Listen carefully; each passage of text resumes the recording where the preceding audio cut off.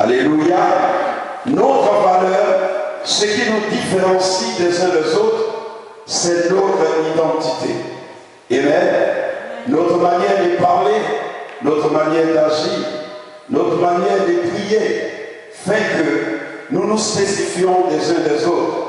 Et cela marque le monde entier. Le monde veut comprendre réellement qui nous sommes. Et quand le monde commence à chercher et à trouver qui tu es réellement, le monde va te valoriser. C'est ainsi que le monde commence à valoriser le Fils de Dieu. Car le monde a découvert l'identité de Jésus-Christ. Jésus la vie, Jésus la paix, Jésus l'amour de Dieu, Jésus sans péché, Jésus la lumière, Jésus le chemin, Jésus le bon berger, Jésus le médecin, Jésus le guérisseur.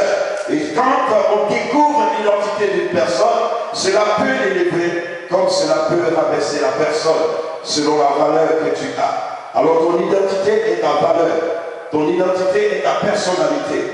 Ton identité fera que le monde te respectera ou le monde te haïra. Ton identité fera que les gens t'approcheront ou les gens se détacheront de toi, selon la qualification que chaque personne peut apporter à ton identité. Alléluia. Aujourd'hui, nous avons découvert l'identité du Fils de Dieu. C'est pourquoi nous nous approchons de lui, car nous avons vu la valeur du Fils de Dieu. Alors, nous avons dit, la fois dernière, je ne sais pas s'il y a les mêmes personnes en dehors des deux servants de Dieu qui sont là. Je ne sais pas si tout le monde était là, mais nous avons réparti pour que nous comprenions autant de choses. Vous voyez, cela m'a intéressé beaucoup, cela m'a beaucoup intéressé parce que lorsque j'ai commencé à comprendre qui j'étais et qu'est-ce que je dois faire, quels sont les éléments constitutifs de ma vie et quels sont au niveau de chaque groupe de constitution, quels sont les suppléments qui venaient et qui faisaient de moi un être fort, qui pouvaient faire que je peux devenir fort, j'ai commencé à comprendre et je vous assure, au fur et à mesure que Dieu me fait grâce de comprendre quelque chose, en ce moment, l'ennemi commence à se lever parce qu'il sait que je vais commencer à m'appuyer sur quelque chose qui est très poignant, qui est très puissant, que je vais commencer à mettre en valeur. Et quand le diable sait que tu es en train de chercher qui tu es réellement et que tu commences à t'investir selon la connaissance que tu acquiers par l'Esprit de Dieu, en ce moment, je vous rassure, le combat va commencer contre toi. Parce que le diable sait que tu vas devenir très dangereux. Amen. Donc, une identité, pour simplement dire, c'est la valeur qui me spécifie les autres. C'est ma valeur. Mon identité fait ma valeur. On t'appelle enfant de Dieu parce qu'on découvre quelque chose en toi. C'est ça qui te diffère des autres.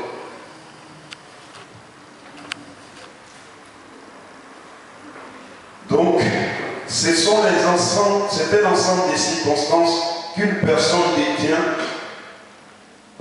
qui fait de lui sa personnalité. Mais pour que nous découvrons notre identité, nous devons d'abord savoir de quoi sommes-nous composés. Alléluia. Vous voyez, quand on construit une voiture, on voit dans la voiture que le moteur est très important. Et que si le moteur est en panne, la voiture ne pourra plus jamais bouger. On se focalise sur le volant. Si le volant n'est pas bien, la voiture ne bougera pas. Donc, en l'homme aussi, il y a des parties, il y a un assemblage d'instruments qui constituent l'homme. Et quels sont ces instruments qui constituent l'homme? Et Dieu veut nous parler de ces instruments. Donc, de quoi suis-je composé? Ou qui suis-je? Parce que quand tu connais les éléments que tu composes, c'est en ce moment que tu reconnaîtras réellement qui tu es. Alors on reconnaît une voiture par la qualité de son moteur. On dit ça, c'est le moteur BMW.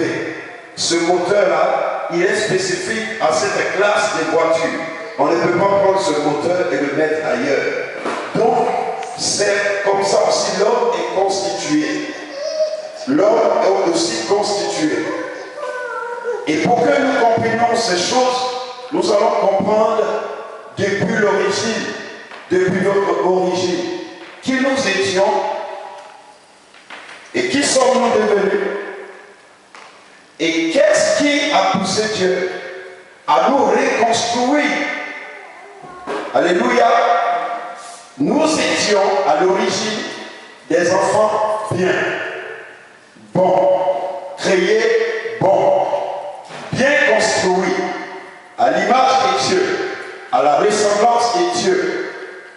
Mais, à un moment donné, nous qui étions construits à l'image de Dieu, il était nécessaire pour nous de comprendre les termes que Dieu a employés. Dieu a dit créons l'homme à l'image, à notre image et à notre ressemblance. Donc le terme créer sous-entend quelque chose, cache quelque chose en lui. Parce que ce qui est créé, comme je le disais, cela peut tomber et se briser. Donc l'homme doit comprendre que le fait qu'il soit créé, il peut arriver qu'il, s'il ne prend pas soin de lui, il peut être brisé. L'homme a été formé de la boue. Dieu a formé l'homme et a donné une forme à l'homme. Or, ce qui a été formé, cela peut se déformer. On peut déformer un instrument qui a été fait à base de l'uranium, à base de caoutchouc. On peut chauffer le caoutchouc peut prendre une autre forme. Voyez, et l'homme devait comprendre ces choses. Et qu'est-ce que Dieu fait? Dieu va souffler à l'homme un souffle de vie. Et l'homme devait comprendre que, étant constitué d'un souffle, s'il ne prenait pas soin de ce souffle-là pouvait se dégager de son corps et il pouvait mourir. Alléluia. Et c'est pourquoi Dieu va dire, il va donner des principes à l'homme pour que l'homme comprenne que s'il fait l'erreur, il va subir des conséquences. Mais l'homme, au lieu de chercher qui il était réellement, de quoi il était constitué, comprendre certains thèmes au vu desquels il pouvait interroger Dieu et Dieu pouvait l'enseigner comment prendre soin de la vie qu'il lui a donnée. Dieu ayant commencé par les principes simples d'interdiction, sachant qu'à un moment donné, l'homme devait prendre le risque soit d'être bien ou de devenir mauvais. Et c'est pourquoi Dieu a donné une interdiction à l'homme. Mais l'homme n'a pas réfléchi à ces choses.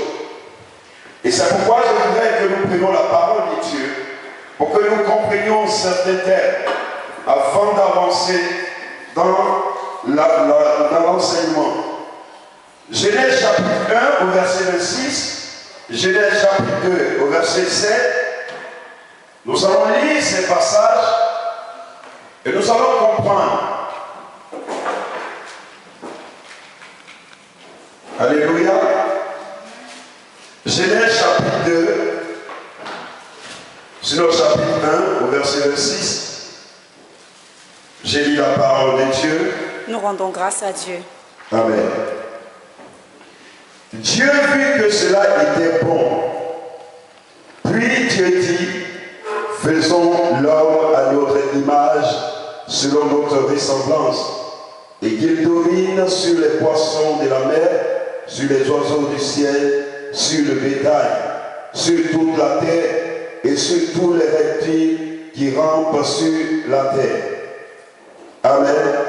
Au verset 27, Dieu créa l'homme à son image, il le créa à l'image de Dieu, il le créa l'homme et la femme.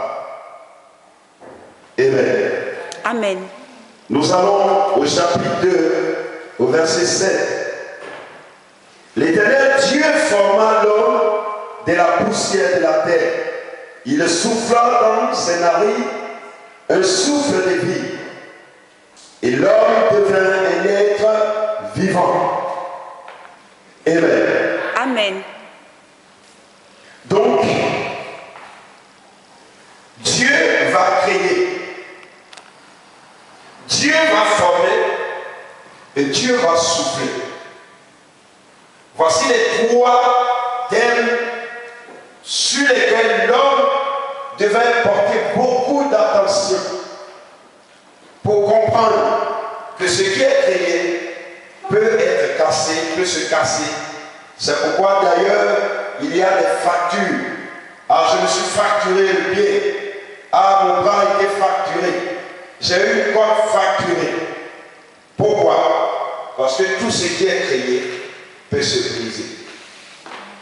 Nous allons voir des personnes qui ont été dans leur jeunesse très droits, mais dans la vieillesse commencent à avoir le corps tordu. Et quelqu'un qui était bien droit, vous allez le voir par rapport à une circonstance quelconque, va changer de démarche.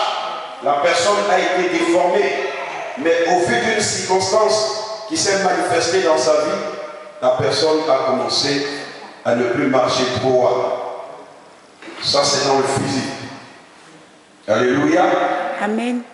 Et l'homme en qui Dieu a soufflé, et Dieu va souffler dans ses narines, et l'homme va devenir un être vivant, une âme vivante.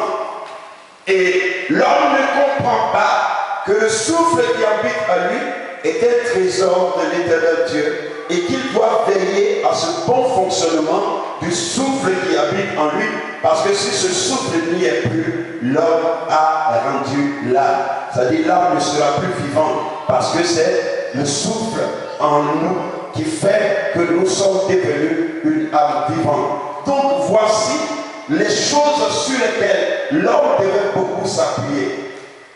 L'homme devait comprendre, bien aimé, qu'il était composé d'un corps, d'une âme et d'un esprit. Alléluia. L'homme est composé d'un corps, d'une âme et d'un esprit. Et c'est cela, les trois éléments qui constituent la vie d'un être humain. Nous allons voir dans le livre d'Ézéchiel de quoi est composé le corps. Ézéchiel chapitre 37, à partir du verset 1 jusqu'au verset 6.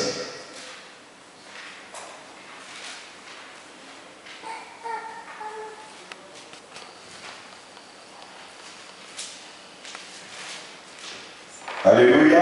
Amen. Je lis la parole de Dieu. Nous rendons grâce à Dieu. La main de l'Éternel fut sur moi, et l'Éternel me transporta en esprit et me déposa dans les lieux d'une vallée remplie d'ossements. Il me fit passer auprès d'eux tout autour, et voici, il était fort nombreux. Ils étaient fort nombreux à la surface de la vallée et ils étaient complètement secs. Il me dit, fils de l'homme, ces eaux pourront-ils vivre? Alléluia. Le corps est composé d'ossements. Les os sont importants dans le corps. Les os sont utiles au corps. Les os permettent au corps de rester droit. J'ai répondu, Seigneur éternel, tu le sais. Il me dit, prophétise sur ces eaux et dis-leur ossements desséchés, écoutez la parole de l'Éternel. Ainsi parle le Seigneur, l'Éternel, à ces eaux. Voici, je vais faire entrer en vous un esprit. Alléluia. Amen. Je disais tout à l'heure, l'homme est composé de corps, d'esprit et de âme. Et vous vivrez, je vous donnerai les nerfs. Alléluia. Amen. L'homme est composé, le corps de l'homme est composé de nerfs. Cela est utile dans la vie d'un être humain. Alléluia. Il suffit que tu te blesses, tu as un nerf qui est coupé, tu vas commencer à saigner, tu vas commencer à pleurer, tu vas commencer à sentir une douleur.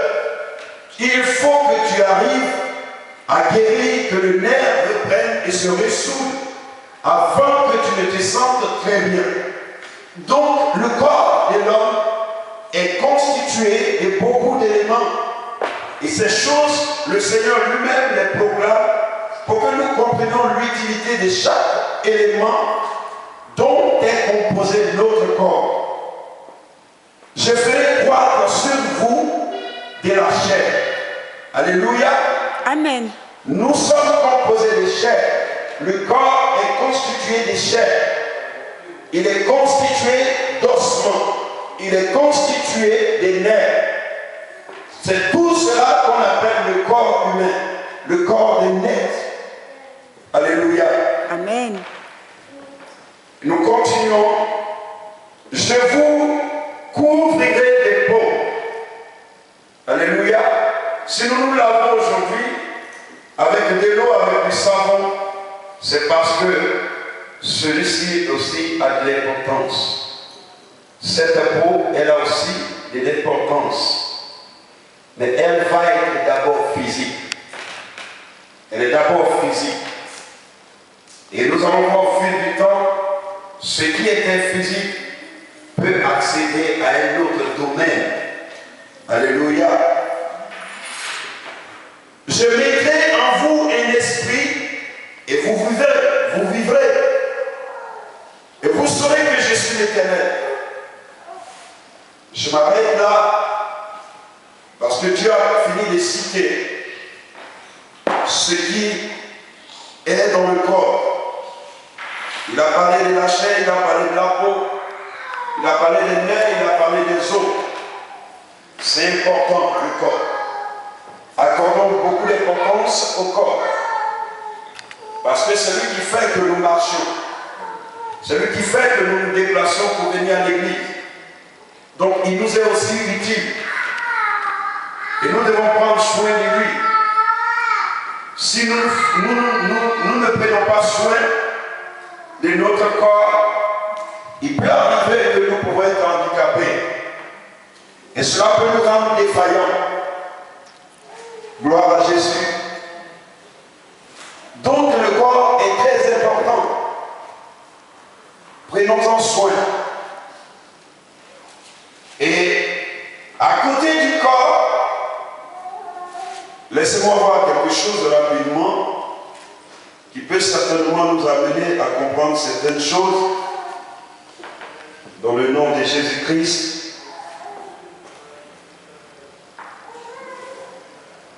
Amen. Amen. Nous allons voir encore un élément qui est sur le corps. Nous allons voir dans le livre de Matthieu chapitre 6, du verset 21 au verset 23. Je lis la parole de l'Éternel Dieu. Nous rendons grâce à Dieu. Le Seigneur déclare que là où est ton trésor, là où se trouve ton cœur. Et le Seigneur dit au verset 22, l'œil est la lampe du corps. Alléluia. Amen. Donc sur le corps, il y a un élément constitutif du corps qu'on appelle l'œil. L'œil est sur notre corps. Et le Seigneur déclare l'œil comme une lampe. Ce qui veut dire que nos yeux ont de la valeur. Nos yeux sont très importants dans ce monde. Et nos yeux sont utiles dans ce monde, dans notre marche avec Jésus-Christ. Le Seigneur déclare c'est une lampe. Mais je veux dire que les yeux sont des éléments, c'est un élément constitutif du corps. Et ces yeux-là ont de l'importance pour Dieu. C'est pourquoi Dieu va attirer notre attention sur nos yeux.